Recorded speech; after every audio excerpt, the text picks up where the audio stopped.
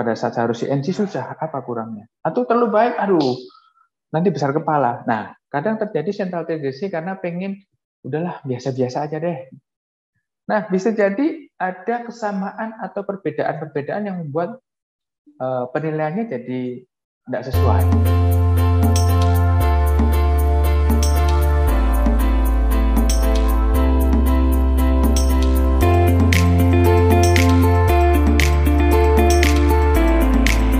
Biasanya apa yang kita nilai dari karyawan yang saat ini sudah berjalan?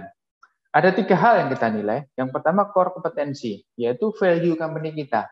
Nah, kita punya value akronim dari Hartono, ya. Honest. Setiap karyawan kita harus honest. Yang kedua agile. Nah, ini salah satu bagaimana orang itu bisa agile mengatasi masalah-masalah yang dihadapi gitu kan, dan seterusnya. Nah, core kompetensi itu adalah value Hartono yang harus dihidupi oleh seluruh level. Baik dia staff paling bawah pun sampai level paling tinggi, dia harus punya kompetensi yang value-nya ini rohnya harus sama, spiritnya harus sama. Nah, kemudian ada posisi-posisi tertentu yang dia harus menjalankan fungsi jabatan, manajerial misalnya, supervisor misalnya, dia harus memberikan supervisi. Nah, ada penilaian yang kedua adalah kaitannya dengan fungsional kompetensi. Nah, kemudian yang ketiga, unsur yang ketiga adalah technical.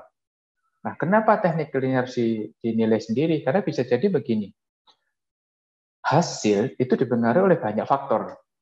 Contohlah kemarin ada pandemi, toko kita harus tutup, salah satu atau beberapa store kita harus tutup.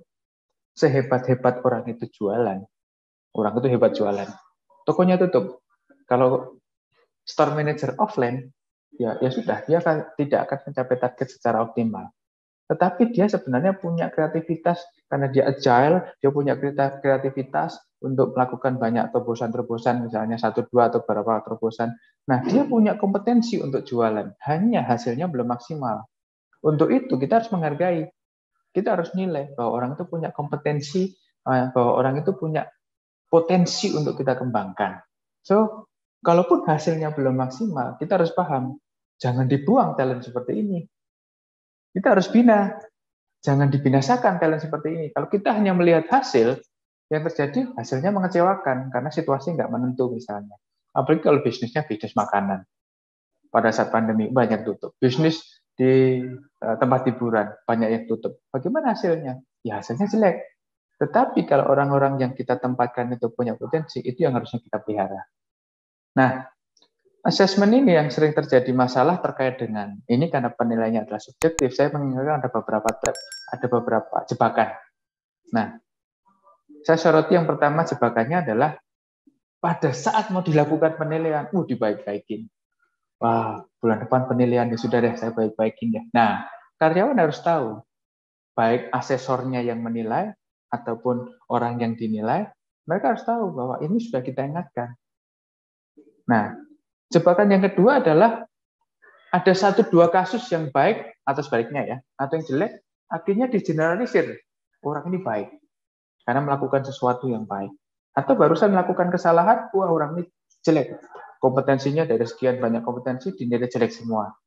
Ini sering terjadi jebakan. Dia main emosi, asesornya main emosi pribadi. Atau cari aman, central tendency. Jadi dia udahlah kasih nilai tengah aja lah, yang biasa-biasa aja. Nanti kalau jelek, susah buat jelasin ke tim. Pada saat seharusnya NC susah, apa kurangnya? Atau terlalu baik, aduh, nanti besar kepala. Nah, kadang terjadi central tendency karena pengen, udahlah, biasa-biasa aja deh. Nah, bisa jadi ada kesamaan atau perbedaan-perbedaan yang membuat penilaiannya jadi tidak sesuai. Wah, ini sama-sama alumnus dari katakanlah Ubaya nih. Oh, ini sama-sama alumnus dari Petra. Oh, ini sama-sama alumnus dari UC. Oh, ini sama-sama dari mana dan sebagainya. Oh, ini organisasinya sama ini. Oh, ini punya hobi yang sama nih. Setiap minggu sepedaan bareng nih.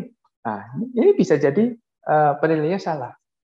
Nah, berikutnya yang paling sering adalah labeling. Jadi sudah dicap duluan bahwa si A ini begini nih, si B ini orangnya begini nih. belum tentu, karena bisa jadi si A ini dengan A begitu, dengan B yang punya sikap yang lain, karena responnya kadang bisa berbeda.